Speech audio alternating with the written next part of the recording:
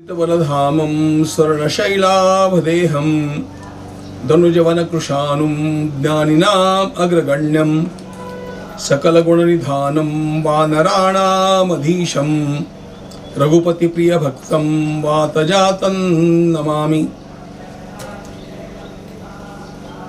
हनुमान जी के भीतर इतने सारे अद्भुत गुणों का और इतने श्रेष्ठ पराक्रम का निर्माण हुआ हम जो देखते हैं, उसका एक महत्वपूर्ण कारण है। जब देवराज इंद्र ने अपने वज्र का प्रहार किया और अचेत होकर के हनुमान जी नीचे गिर गए, वायुदेव उसके कारण अत्यंत खिन्न हो गए।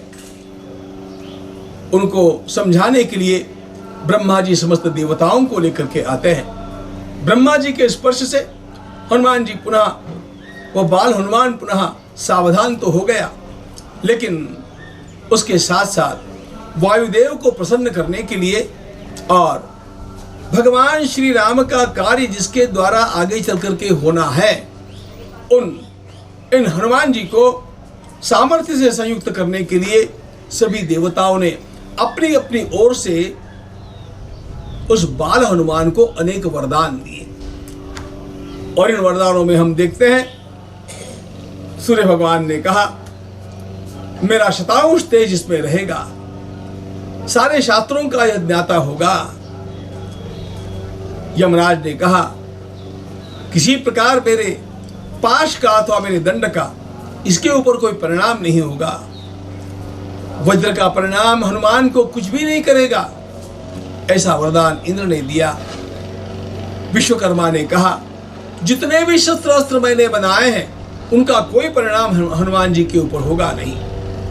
ब्रह्मा जी ने कहा यह हनुमान चाहे जैसा रूप ले सकेगा, चाहे जहां जाकर के पहुंचेगा, यानी कामरूप होगा, कामग होगा, और ब्रह्मपाश का भी इसके ऊपर कोई परिणाम नहीं होगा।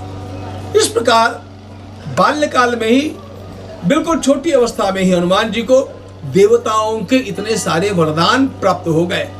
मित्रों, हनुमान जी के जीवन में ये जो अत्यंत बड़ा पराक्रम, उनकी बुद्धि, उनका यश दिखता है, इसमें इन देवताओं के वरदानों का बहुत बड़ा कार्य है। हम लोगों को भी विभिन्न देवताओं में श्रद्धा रखनी चाहिए, उनकी आराधना करनी चाहिए। हम नवरात्रि में देवी की आराधना करते हैं, श्रावण में शिव जी की आराधना करते हैं, रामनवमी का उत्सव मनाते हैं, जन्माष्टमी का उत्सव मनाते हैं।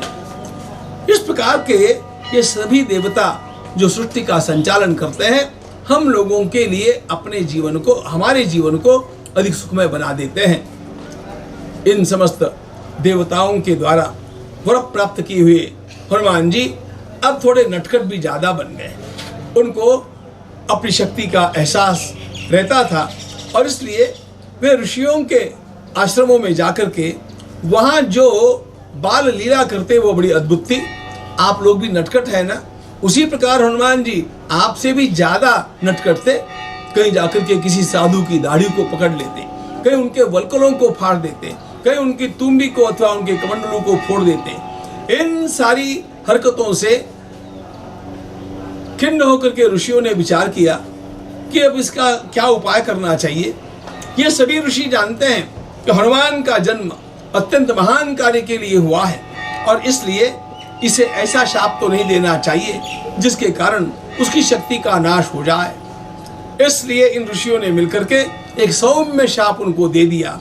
वो शाप इस प्रकार का था कि हनुमान में ये सारी शक्तियां रहेगी, लेकिन इन सारी शक्तियों को वो भूल जाएगा, उसे विस्मरण हो जाएगा, और आगे चल करके जब इन शक्तियों का उपयोग करने का समय आएगा, जब महान कार्य इसके सामने खड़ा होगा, उस समय कोई यदि इसे इसकी शक्तियों का स्मरण करा देगा तो अपने आप इन सारी शक्तियों का जागरण भी हो जाएगा।